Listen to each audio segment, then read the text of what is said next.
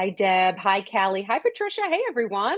So good to see you. I'm glad you're here. We have a great topic for tonight. This is an important topic. I think it'll be really informative for all of us. So this is really great. We're glad you're here. Hi, Cheryl and Melissa. Oh, so many great faces. So welcome to our virtual hangout. We'll give it another minute to let all of our attendees in. I am joined this evening by my amazing coworker, Jessie. I was just saying she is a machine in our development and fundraising and special events arena. So I'm so excited to have her joining us for our virtual hangout this evening. So we'll be with you for the duration of our segment. So we have a really great segment tonight as more people are coming in. You know, Cancer and Careers is a really close partner with Unite for Her, and they do really important work in this space. You know, there's a lot of confusion and misinformation about careers and work and guidance and what we need to tell our employers and what they don't have to know, sort of all of that gray area. So we're really excited to be here with Sissy to kind of talk us through all of that and answer a lot of our questions. We'll get through as many as we can. So we're really excited to have everyone here with us. Okay.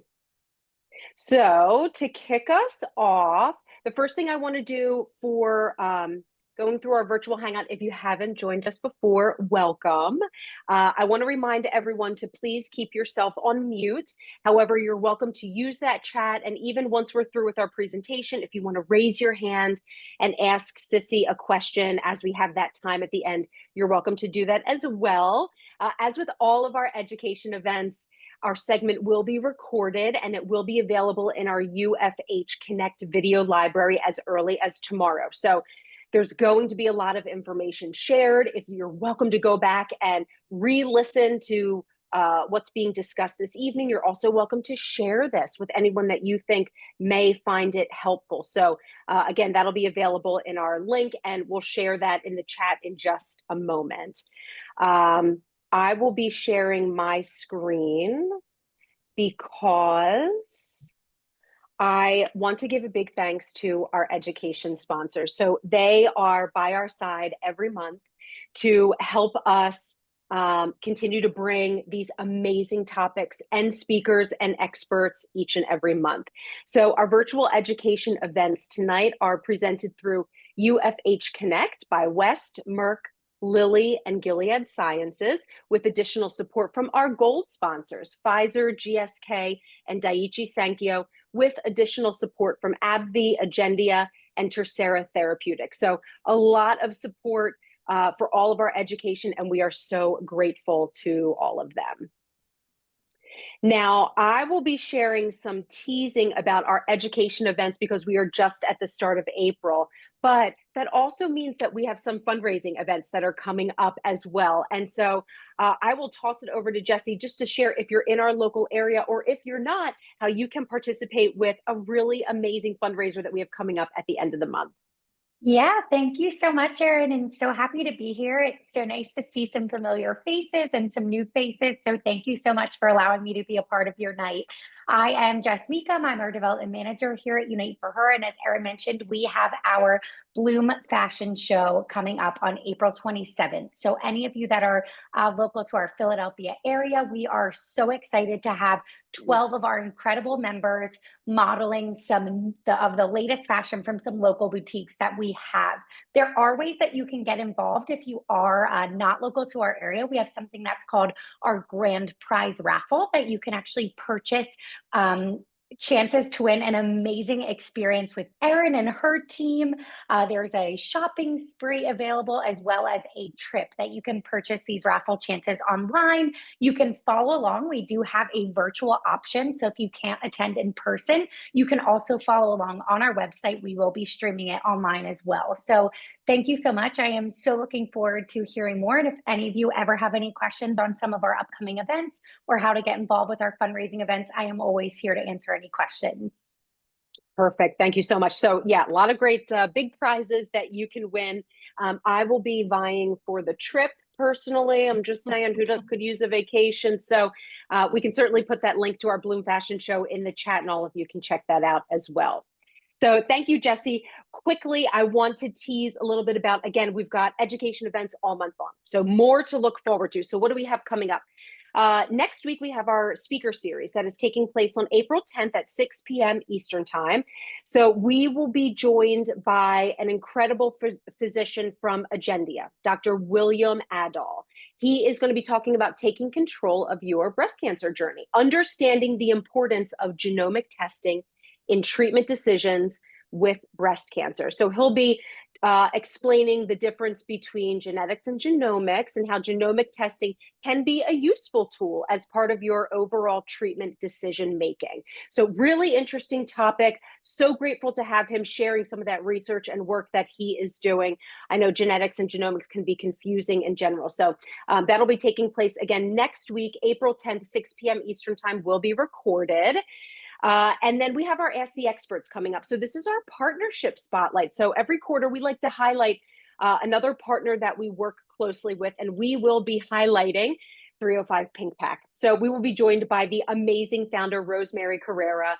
305 Pink Pack is a nonprofit that provides support to those with a cancer diagnosis in South Florida at no personal cost. So we'll be joined by Rosemary. She'll be answering all of your questions. If you are in that area, you can find out more about the work that they do and how you can receive the benefits from their amazing organization. So that's our Ask the Experts, April 17th, 1 p.m. Eastern Time, streaming live on our Facebook page. And, you're welcome to even just hop on and hang out with us. Rosemary is a ball of energy, a ball of fun. She's just so great to be with. So all of these segments will be available on our UFH Connect. If you go to uniteforher.org/UFH Connect, you'll get to our entire video library. So a lot to look forward to. So with that being said, let's dive into tonight's segment, because there's a lot to cover, and I'm sure there's a lot of burning questions. So it is truly my pleasure to introduce our expert this evening, Sissy Silva. So Sissy, as manager of programs and Spanish resources, she also manages cancer and careers events in Spanish, their resume review service, and their Harris research projects. Fluent in Spanish, she also oversees their library of English and Spanish publications and supports various other programs, events, and initiatives. She received her BA in psychology from Rutgers University, so local to the Philadelphia area, and went on to work in the field of mental health research at the New York State Psychiatric Institute before pursuing her Master of Arts in Peace, Conflict, and Development Studies in Spain. As a master's candidate, she interned at Safe Passage Project and actively became involved in the labor movement, working for the American Federation of Teachers in Washington, D.C. So please join me as I welcome our expert guest this evening, Sissy Silva. Sissy, thank you so much for joining us tonight. Thank you for having me. I always love joining your events. They're truly a highlight. And I am also going to look into that, the giveaway. It sounds amazing. Absolutely. As Erin mentioned, my name is Sissy Silva. I'm the Senior Manager of Programs and Spanish Resources here at Cancer and Careers. For those of you that are not familiar with us, we were founded in 2001 with the mission to empower and educate people with cancer and to thrive in their work environment by providing expert advice, interactive tools, and educational events to patients, survivors, and caregivers. Now, I want to start by acknowledging that each person here may be at a different stage in their cancer experience. And tonight we will discuss topics related to work after a cancer diagnosis, understanding that not all of them will be relevant to every single person at this moment. But my hope is that you take away something useful, whether that's for today or in the near future. When facing a cancer diagnosis, oh, sorry about that. I think I got it out of my slide. All right. Understanding that when you're facing a cancer diagnosis, one of the key questions that you're faced with are, how important is work to you? What information do you need to make decisions in this context? Reflecting on these questions can be helpful both for those that are just starting out and also for those who have already navigated these questions, allowing them to assess whether their current situation still works or maybe if it needs some adjustments. Then other questions can start to arise, like what are your financial and insurance needs? How does your identity connect with your work? There are also personal aspects to consider, like family obligations and managing stress. The idea is that while these questions can sometimes be in conflict with one another, they can help you make informed decisions that align with your specific situation. Now, the first step is always gathering information. This is an important step in the process that can help guide your active decision making. To simplify this process a bit, we have divided the types of information to collect into 3 different categories, which you can see here. First being medical and treatment information, workplace information, and then finally legal information. Now, I want to clarify first that I am not a lawyer, but I do want to provide a foundation for understanding the Americans with Disabilities Act, or the ADA. The ADA is a federal law that protects people with disabilities in the workplace across all US states and territories, including Puerto Rico. The part that is relevant to the work and cancer piece comes from Title I, and like all laws, this has certain requirements that have to be met in order to access it. In broad strokes, they are: your employer must have a minimum of 15 employees for the law to apply to them. You must have the necessary skills, certifications, etc. to do the job. And your disability must meet the criteria determined by the ADA. If you meet all of these requirements, the ADA protects you from discrimination and may also provide you access to reasonable accommodations, which we will be discussing later on in the presentation. It's important to note also that immigration status does not affect a person's right to protection under the ADA, since the law applies to anyone within US jurisdiction. However, it is perfectly reasonable that some people may hesitate to seek these protections due to the potential risks associated with accessing them. Again, this is just a quick overview so that you know that the ADA is something that you can consider, and I encourage you to speak to a legal professional to determine if, one, you are eligible for the ADA's protections and if this is something that would be useful for you.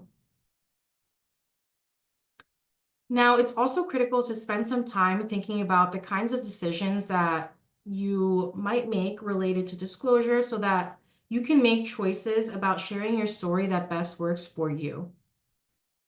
These include making clear decisions about what gets shared in your personal life, where you may have people that you're completely open with, versus in your work life where you might be a little more closed off or choose to lead a more private life. And then there's a third area where disclosure may happen that has its own set of complexities and things to consider, and this is the online space. At Cancer Careers, we often hear that patients and survivors use the internet to help them cope, process, and live through their cancer experience. And for many, it creates a sense of community and, in a way, makes them feel better in the moment. But it's also important to remember that it creates a written record of information that can be difficult to get rid of. And I want to be clear that I'm not saying never post anything online, since it's actually quite good to have a online presence, but rather it's important that everyone has a solid understanding of the virtual landscape in order to make informed decisions, and so that you're able to feel more in control of the story that's being presented. And in part also because research indicates that more and more hiring managers, as well as existing employers, are Googling prospective candidates and current employers respectively. And this is not necessarily to find something negative about the candidate or the employee, but rather for hiring managers, often it's to confirm something they already like about a particular candidate. Or for your current manager, it's to get additional information about the people that they are working with. Still, it's possible that they could come across a post on Facebook or Instagram or Twitter, I think X now, that you might prefer that the employer doesn't know about. Also, even if you have privacy settings in place, remember that social media policies are constantly changing. These are businesses, so it's important to keep on top of these privacy settings, and just keep that in mind. It's also helpful to communicate your preferences in terms of disclosure with friends and family, and to monitor what they post so that there's no accidental disclosure if that's not something that you want. Keep in mind that online information, again, is hard to control and can impact job opportunities. Some practical tips that you can use are to Google yourself. You'll want to know what comes up if someone Googles you. That way that you can stay ahead of the ball and be able to respond to anything that may come up about you. You can use popular social media websites strategically, keep them professional and polite. You can create professional websites or blogs. This is also a great way to control your narrative and by putting information that you'll want to be easily Googleable, or easy to Google. You can also delete old posts. They're still going to be there somewhere, but you can try to make them harder to find. Your potential new boss doesn't really need to know about your embarrassing photos from a party in 2010. Last but not least, think strategically about what you post. And we recommend putting each post through these filters. Would I want my boss, current or future, or coworkers to know about this? Would I want this to be on the front page of my favorite newspaper or news site? Would I want my grandmother or mother to see this? Thinking about these aspects now can help you protect your privacy, but while also building an online presence that reflects your best professional self. Now, when considering disclosing a diagnosis, it's also important to think about disclosure as a spectrum. First, ask yourself how you feel about sharing the news and why you would do it. You might want to disclose for support, or maybe you need to access legal protections, or maybe you just want to keep it private altogether. All these options are valid, and in many cases, you are not required to disclose your health details at work, unless maybe you're seeking a specific protection, such as an accommodation under the ADA. If you do decide to disclose, you can also do this gradually. It's not an all or nothing game, and you only have to share what's necessary at each stage, knowing that once that information has been shared, it'll be difficult to take back. Also, consider your current work situation. Someone with a trusted relationship at their job may make different choices than someone that is, say, currently job searching. It's important to think about the workplace culture as well. Who might be a support for you, such as a supervisor or HR rep, and to plan the conversation that you're going to have about disclosure based on the level of comfort that you have with each person. Now, for those working remotely, there are other considerations to have and to avoid accidental disclosures. You can do things like keeping your personal space free of items that you don't want to display during a meeting. Use a virtual background like the one I'm using, or a blurred background.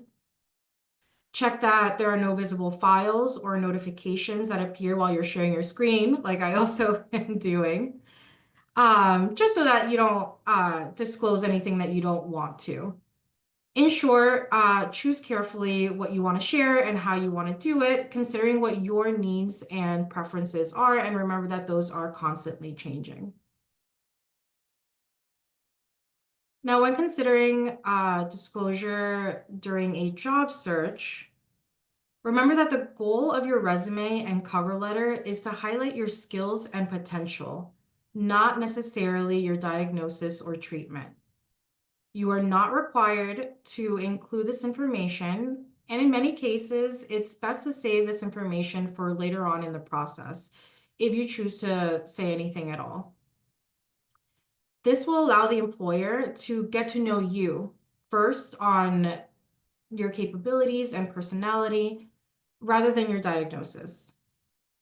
Regarding optional demographic questions on job applications, I do want to mention that it's also completely valid to select prefer not to answer for these questions. And if you do decide to choose prefer not to answer on those demographic in questions, which are typically optional, we would suggest to select that for all the other demographic questions so that there's not a specific focus on that disability question. And this is just to avoid any potential misunderstandings. Now, I'd like to take a moment to also discuss side effects. The most common one that we're asked about is chemo brain or mental fog. This type of fog can happen whether or not you've had chemotherapy, and unfortunately, there's no easy, quick fix, but there are some strategies that can help you cope with this. Instead of multitasking, focus on one task at a time. Make a priority list. Turn off notifications and write every single thing down so that you don't have to rely on your memory alone. And when you're writing these things down, use a single notebook to keep your tasks organized. Practice important conversations in advance. This can also help keep these conversations more fluid. If you have a shared calendar with your work, block out specific focused work time so that you minimize distractions and interruptions and no one bothers you during that time. Additionally, you can do simple stress relief techniques like deep breathing to improve concentration, or simply get up and walk around the block or just step away from your work environment to reset. And we have a one sheet that's available. I think I have the link right here on the bottom of this slide. I can also send it to you guys after this presentation. It's just more tips on how to manage chemo brain at work. Another key tool for managing treatment side effects are reasonable accommodations, which are protections under the Americans with Disabilities Act, which I mentioned before. These are modifications to your job, schedule, or work environment that can help meet your essential responsibilities. Examples include adjusting your schedule, such as instead of working a 9 to 5, working 7 to 3, if that's something that works better for you. Taking additional breaks throughout the day, requesting time off for medical appointments with the option to make up hours later. And these accommodations really depend on what your specific needs are. So they are usually tailored to you. And it's important to remember that most of these are not expensive. According to the Job Accommodation Network, most cost nothing or less than $500 to the employer.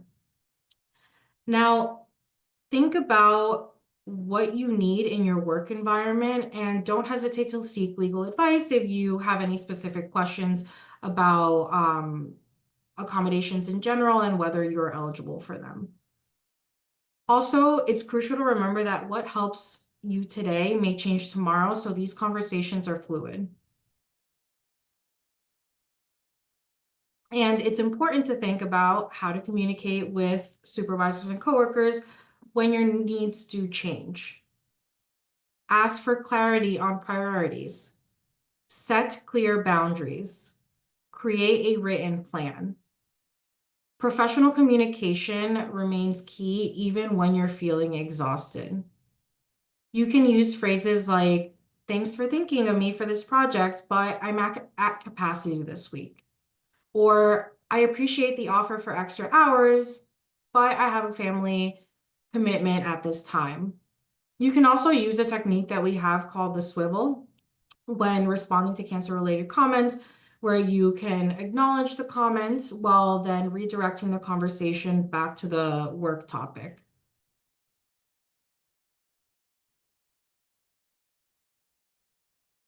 Now, after a cancer diagnosis, not everyone stays at the same job. Some look for new opportunities due to physical changes or your interests have shifted completely. Job searching can be an emotional roller coaster, but approaching it strategically can help you regain control. It's important to manage emotions and seek support from a professional if needed. Many survivors feel pressure to share more about their health than is necessary. But remember that job searching is like a relationship. It's about knowing when to share and projecting confidence. While many things may feel out of control, there are certain things that you can focus on, like refining your resume, improving your cover letter, and building your professional network. Now, according to one of our career coaches, currently more than 85% of jobs are found through personal connections, not job boards or recruiters, which really highlights the importance of networking. Keep an open mind, as anyone that you meet can be a valuable connection. LinkedIn is key, with 87% of recruiters considering it the most effective tool for evaluating candidates. However, do not limit yourself to professional contacts. Anyone in your community, any community that you're a part of, expands your network. Now, while networking may feel uncomfortable, I know it is for me. I can sometimes be very awkward. Most people are willing to help if you clearly express what it is that you need. And remember that just letting people know that you're looking for opportunities is the crucial first step. As important as networking, LinkedIn and your overall online presence are for job searching, they do not replace the time-tested tool of job hunting, which is starting with a resume. The general rule for a resume is 1 page for early career professionals and 2 pages for more experienced candidates. Including a profile on the top of your resume can help capture an employer's attention. Using keywords is also essential since many employers use application tracking systems or ATS to filter resumes. And I've seen that this has become more of a topic online with AI becoming a much more popular topic, and just something to keep in mind, and make sure that you include any that you put only relevant professional information and describe your experience with specific examples instead of vague phrases. For example, instead of saying that you are detail-oriented, explain how you identified a specific error that prevented a financial loss. And back to the application tracking systems, tailoring your resumes with keywords from a job posting can also increase your chances of being considered, as those systems can pick up those words. So using those keywords, really important into getting your resume noticed. Now, in addition to a resume, the cover letter is a key part of the hiring process. It should be tailored to the specific position that you're applying for, and it should be highlighting what makes you unique for the job without just being a simple repetition of what you put on your resume. Now, this is your chance to really showcase what your communication skills are and how your abilities align with the company's needs. Make sure, and I cannot emphasize this enough, to proofread carefully. Mistakes happen, but using things like a generic letter can really make or break your chances of getting a callback. And we have a bunch of tips on our website, which I can also share with you after this, on how to write an effective cover letter. We also have a resume review service that is also free of charge, where you can send your resume in and one of our career coaches will review that for you and send you feedback. And that can all be found on our website. I'll share those links later. Now, one of the advantages of living in today's digital age is that you can, one, Google yourself, like I mentioned before, but you can also Google to research a potential employer, and you should. Before your interview, try to learn as much as possible about the company. Not only will this help you sound informed, but it's also smart to take the time to assess whether that company is a good fit for your needs. When preparing for an interview, focus on how you can solve problems and meet the employer's needs. Use specific examples from past jobs to demonstrate that your skills are a good fit. Now, don't be afraid to make the conversation a little more natural. Interviewers are also looking for a personal fit. It's not just about whether you check off all of the requirements that they have on paper. Now, if you are asked about a work gap, be honest, but keep your answers brief and positive, highlighting how you've continued growing and developing your skills. Now, we also recommend, if you get tough interview questions, to use techniques like the swivel, which I mentioned before, and also practicing your responses so that they do feel natural, and so that you can redirect the focus back to the role itself, and not the gap.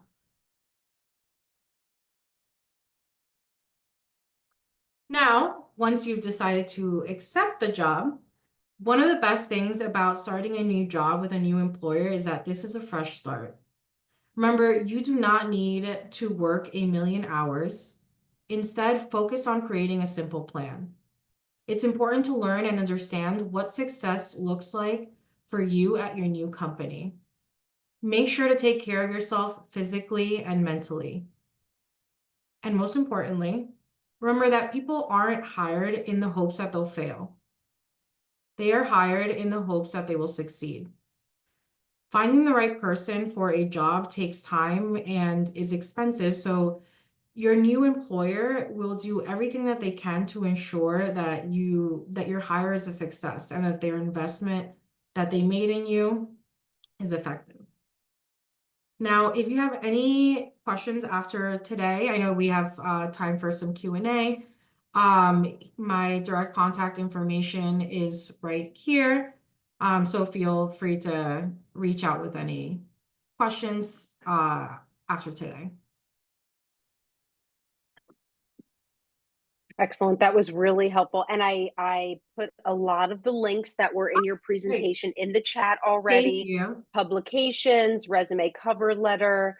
So a couple of those are in the chat for our attendees already. And Sissy, we did have a question if we could share these slides with the recording, the PDF of the slides. So Yeah, we can share the all of the PDF. links that are available, they can tap into also as they re-review. Yes, of course. And I also want to just mention that this is just a very quick overview. There is just so much more like information and topics that we can touch on. But a lot of that can be found on our website as well, on our publications.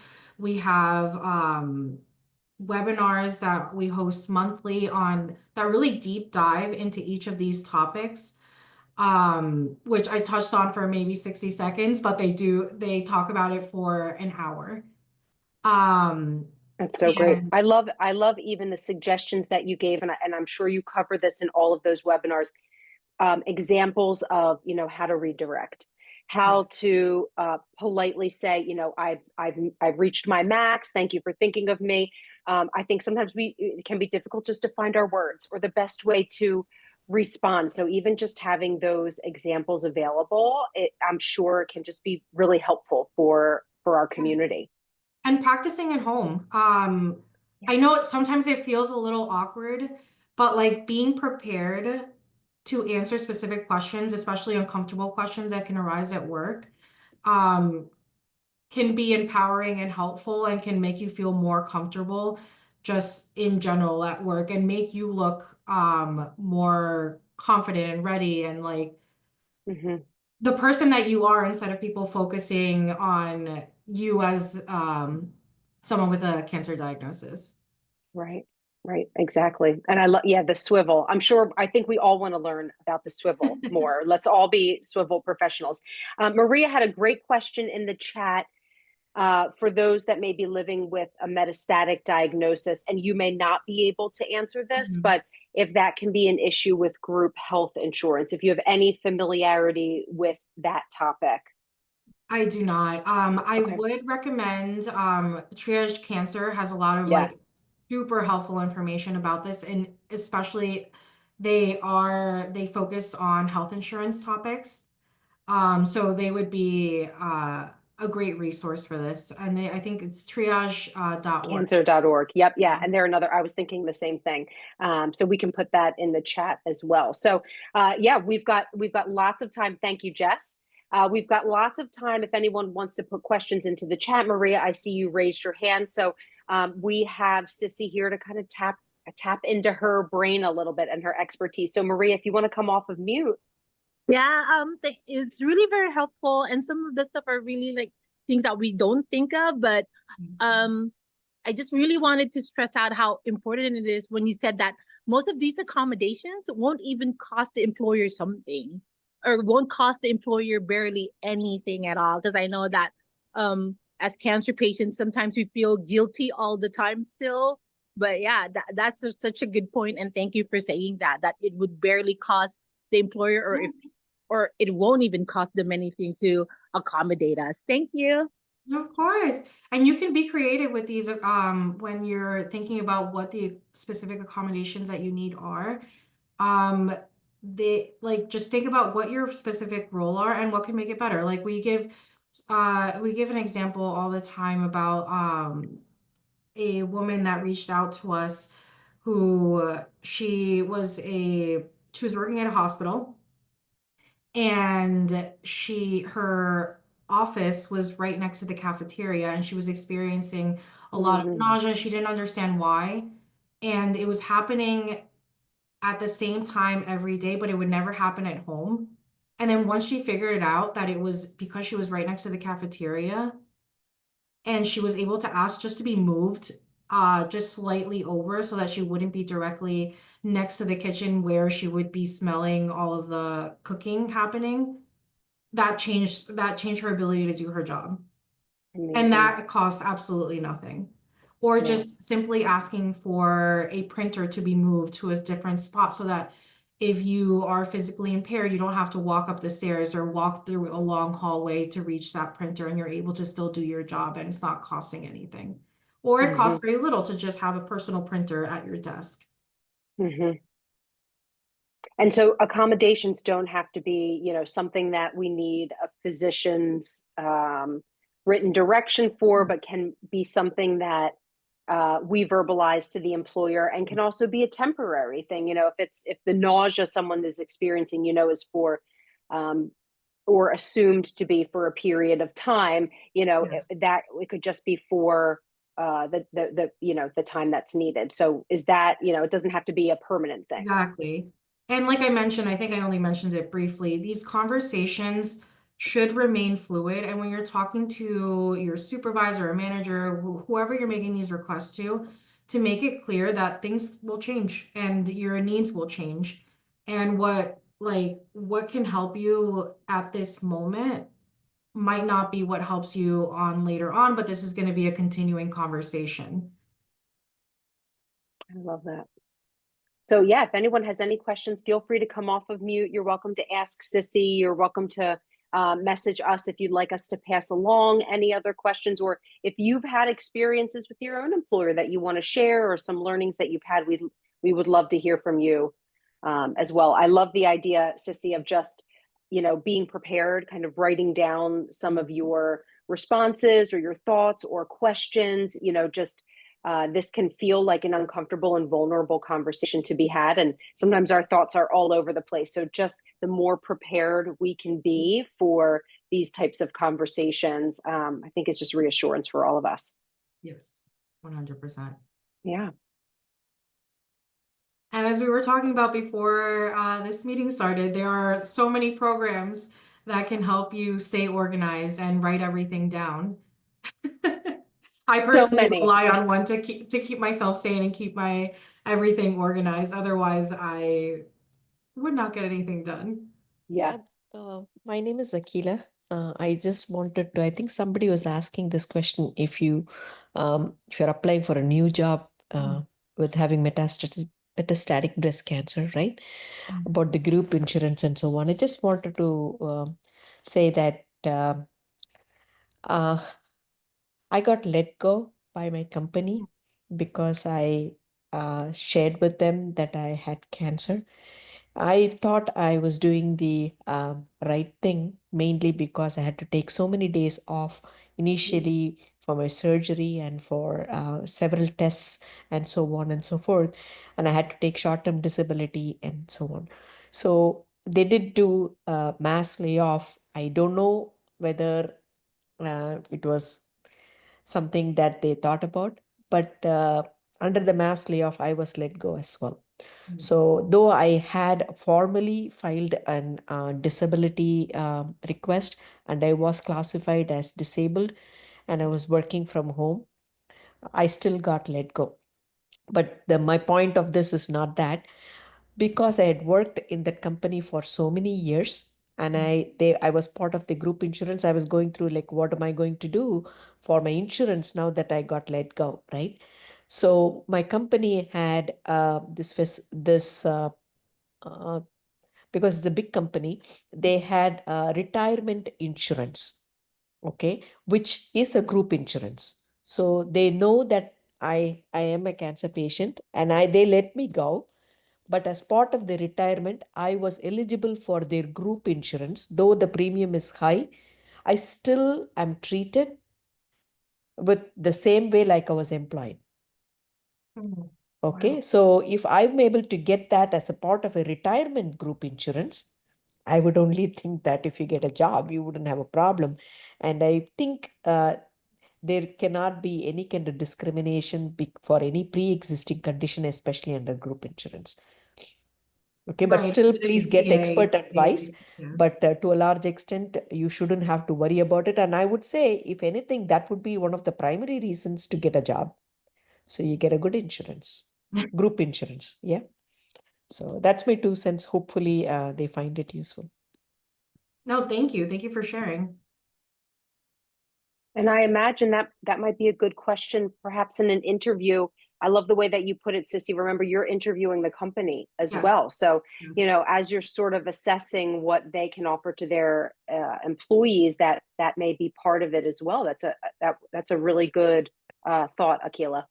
Yeah, and I would say, I mean, because I kind of got burned, I thought I was being upfront, and I'm slightly older too, upfront about it, and the fact that I don't want people to think she's just going off every other day, what's happening with her and things like that. So I was not asking for any empathy or anything, but at least being informed that yes, she has to take care of these things. But when you are asking these questions, right? I not that people are bad or anything like that. But I'm telling you honestly, you give them a small clue that there might be something wrong with you, right? You're a liability after that. You might not actually be a liability. You might be an asset to them, but in their mind, they perceive you as a liability. It's like, oh, you know what? Looks like she has a problem. Maybe she might not come into work or whatever. So I would say, don't even say anything. That's And what I would say. I mean, that decision is pretty individualized. It That's depends true too. on That's true. what I'm your just needs saying are. But that yes, be many people careful. decide not That's to all say I'm saying. anything. because Yeah. that's Yeah. what works for them and that's how they feel most protected. True. Yeah. Absolutely. Yeah. Okay. Joe, I see you have your hand raised. Hi there. I wanted to kind of add into what was just said because I also have metastatic breast cancer, and I had conversations because I was struggling at work because of the whole brain fog and then anxiety attacks because of the fear of losing a job and what am I going to do? Just this whole cycle of stuff. And I had reached out to somebody when I previously, prior to all of this, I had a woman that had helped me with insurance when I had gotten laid off from a previous job. And I had reached out to her because I thought, what if I start doing consulting work? And what if I start my own company and that sort of thing? What are my options, for insurance? And so I reached out to her, told her my whole, situation. And she said, before I could even finish the question, I said, what kind of options would I have? And she just said marketplace. She goes, healthcare.gov. And then Yes. she said, with it, she goes, you pay for what you get. So you have to have some sort of income in there. And the more that you pay into it, the better benefits that you have. And she goes, it will cover your cancer. And it's such a huge group, it will cover it. She said, where you run into a problem, because I had a mentor that was telling me that she ended up, her company insurance that she was with ended up telling her that she was going to have to go on disability because they couldn't afford to pay for her insurance anymore. So that's what I've been freaking out about of, oh my gosh, what am I going to be, doing here? Because it's like a death sentence if I lose my job is what I, kept thinking. And so the woman that I was speaking to about the insurance, she said, this is what the deal is. She goes, the way that the insurance is set up, if an employer has less than 50 employees, then they're not going to be able to afford your insurance to be able to have you on. She goes, so you're going to have to look for a company that's big enough to be able to do that. Well, of course, that panics me because I work for a nonprofit and we have 52 employees. And so I'm like, holy cow. So the good thing about all of that is that I learned that I'm going to be okay. Even if I do lose my job or if I decide to quit and I decide to go out on my own and do my consulting, do my own company, I have the ability to be able to do healthcare.gov, the marketplace, and be able to do that option. Wow. That's for sure. And for that 50 employee requirement, I believe, and I mean, this is something that you would have to discuss with someone that's better versed in insurance than me. You should look at your organization as a whole. So maybe if you have a parent company and add up all of the employees that they have, and it's not just your specific office. So if, like, for example, I work for a regional office and we only have 10 people, you might think that you don't that this won't apply to you, but if you add up all of the other offices that that company has in total, and if you reach over 50, you are eligible for those. Wow. Thank you. And Cobra is also a good option for well, an option for when you're in between insurances after job loss. If you need something, yeah. Okay. Melissa, I see you have your hand raised. I was just gonna say I work for a school district, and I was out. I was only supposed to be out for like maybe 6 to 8 weeks. I wound up being out for pretty much the whole school year. And once like my FMLA ran out, then Cobra would kick in, and it was just way too expensive. And my husband happens to work for a different school district, and I was able just to jump on his, like, and it's a group thing. They knew about my cancer, everything. So when you're working for any, like, if it's a group insurance is what I'm saying, like, even though school districts are like very big, but usually if they can't like deny you if it's a group type of insurance. That's what I've been told from my human resources people and from HIT my husband's. So I wouldn't be worried. Like I personally wouldn't, I haven't had an issue with it because we hopped back and forth because of like what I was going through and when I could go back to work, when I had to leave, like all that stuff. So, yeah, we had no problems hopping back and forth, and they totally took everything. And my bills are like insane, like I'm sure everybody's um are. So I was just saying that, if that helps. I don't know. Yeah.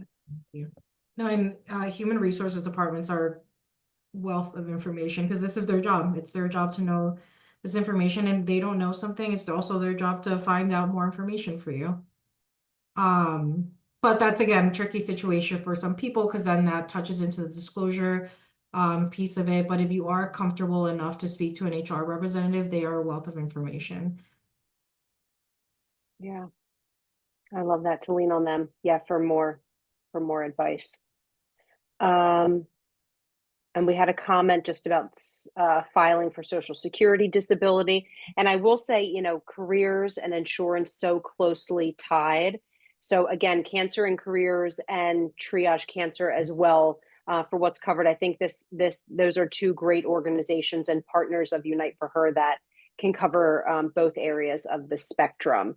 And I'm not sure if you can answer about FMLA that Leela has in the chat, if that's something you're familiar with, Sissy. How much time does FMLA allow? Is it 12 weeks in the 6-month period? Can you answer that, or does that vary state by state? No, FMLA, it's 12, I believe it's 12 weeks total. Like Yeah, you, it's 12 weeks per year actually. yeah, total in a Yeah, year. and if you have taken, let's say, 6 weeks in some time, and then maybe 2-3 months later you Mhm. want to take some more time, you can get 6 weeks also. And if you Yeah, you don't finished need your to 12 take it all weeks, it together. automatically rolls into long-term disability.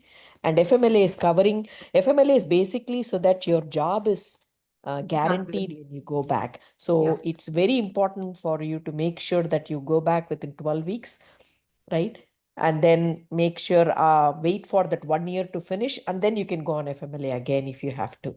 So it's very tricky though, but you'd have to protect your job. That's what you need to do. And if you can use FMLA, it doesn't have to be by weeks. You can use it by hours. Hours, okay. Or a few days at a time. But you are limited to those 12 weeks for the year. Yeah. And that only guarantees that your job is like protected, that your job will be there when you're back. Yeah. Yeah, I was just curious because today I was asking. I've been out. I was out for 3 weeks.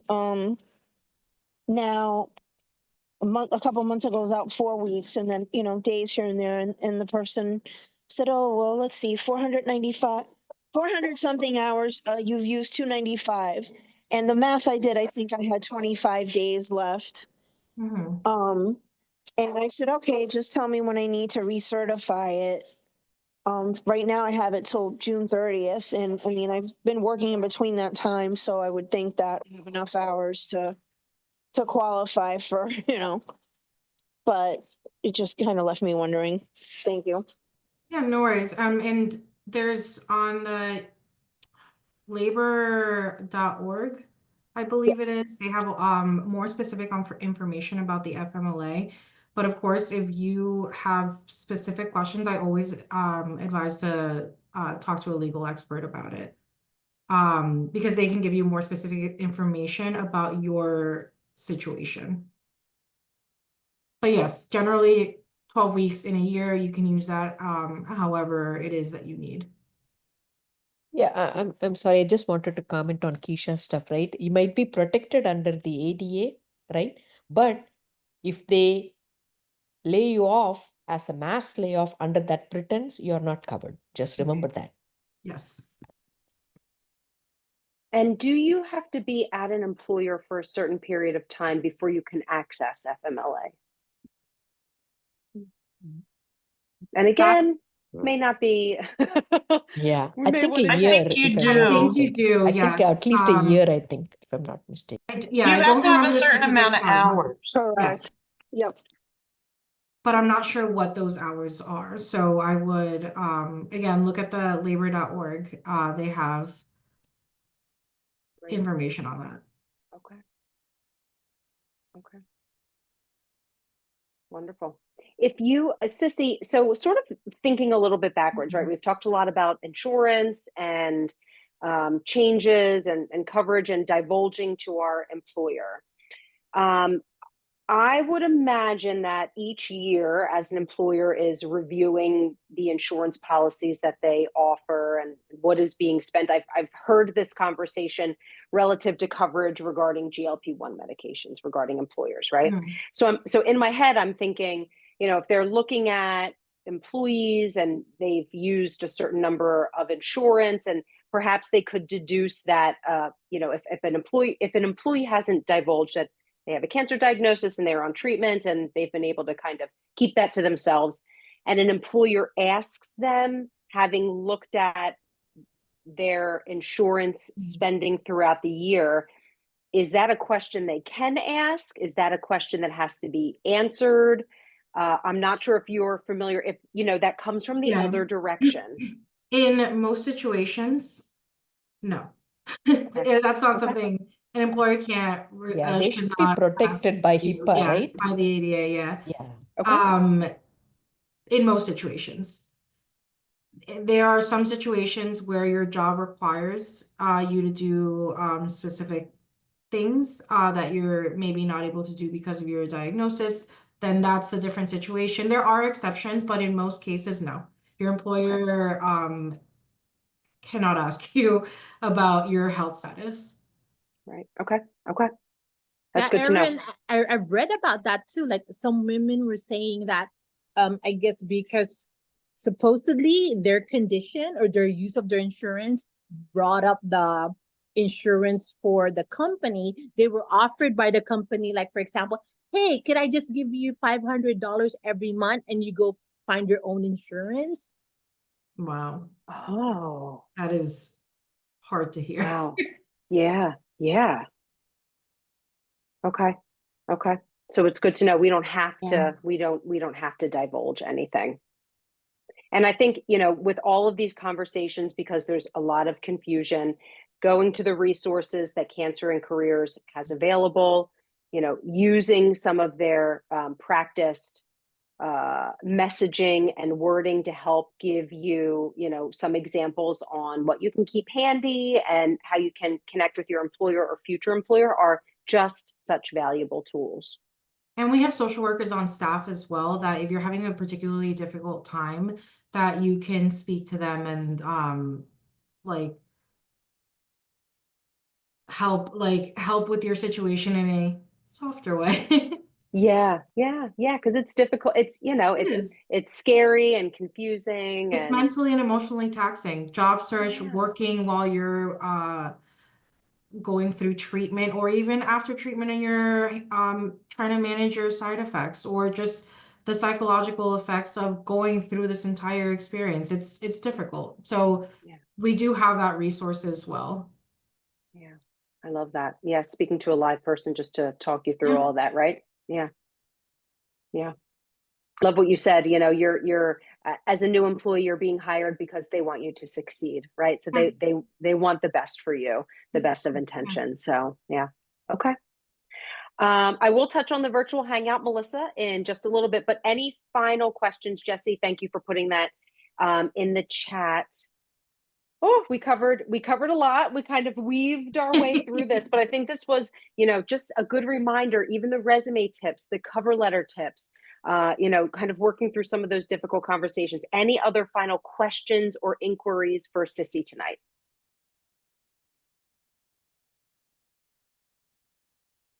A lot to think about. Okay, wonderful. Well, Sissy, thank you for spending your evening with us, for sharing all of this, and for having all of these resources available to the cancer community.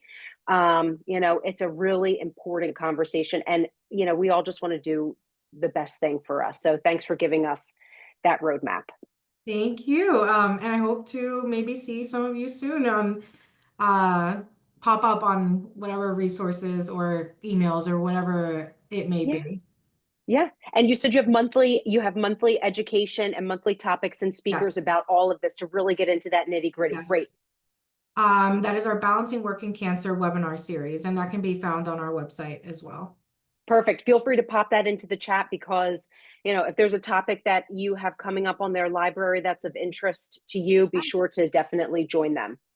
And we are also, for those that are Spanish speakers, we have events in Spanish coming up in the fall, which we will also be touching on these topics, but in Spanish. Perfect. Excellent. And I know we'll be sharing that, and Catherine will be sharing that for our Spanish community as well, and on our events calendar. So wonderful. Well, Sissy, thank you for sharing all of that. And thank you again for being here and helping us navigate this space. Thank you. Have a great rest of your night. Bye-bye. Thanks. You as well. All right. Jess, I'm going to bring you back on as well. What a great topic, a lot of learning. Hopefully this provided a little bit of clarity, and most importantly, some really great usable resources that for all of our individual scenarios, can kind of help us along. Love that. Okay. So quickly, I will, because remember, this isn't the end of us. We are just at the start of April. So we've got some great things coming up. So next week, our speaker series, April 10th at 6 p.m., we are taking control of your breast cancer journey. So understanding the importance of genomic testing in treatment decisions with Chief Medical Officer at Agendia, Dr. William Alday. So he will be speaking to us about understanding not only the difference between genetics and genomics, but how genomic testing can be a useful tool as part of overall treatment decision making. So we've heard a lot about new varying types of testing regarding genetics and genomics. So I think it'll be a really great discussion. And again, that will be recorded in our video library. Plus, we have our Ask the Experts coming up April 17th, streaming live to our Unite for Her Facebook page, 1 p.m. Eastern Time. And this is our quarterly spotlight, partner spotlight. So as you've heard with Cancer and Careers and Triage Cancer, we are also highlighting 305 Pink Pack. So we'll be joined by their founder, Rosemary Carrera. She is a ball of energy, serving the South Florida community, all of those with a cancer diagnosis at no personal cost to them. So you can hang out with us, ask her all the questions if you are in that area or you have family, friends that are in the South Florida area that are interested in learning more about benefiting from 305 Pink Pack. Please join us, ask your submit your questions to us, but it'll be a great afternoon. So again, our Ask the Experts, April 17th at 1 p.m. Eastern Time. And then finally, I want to thank our sponsors.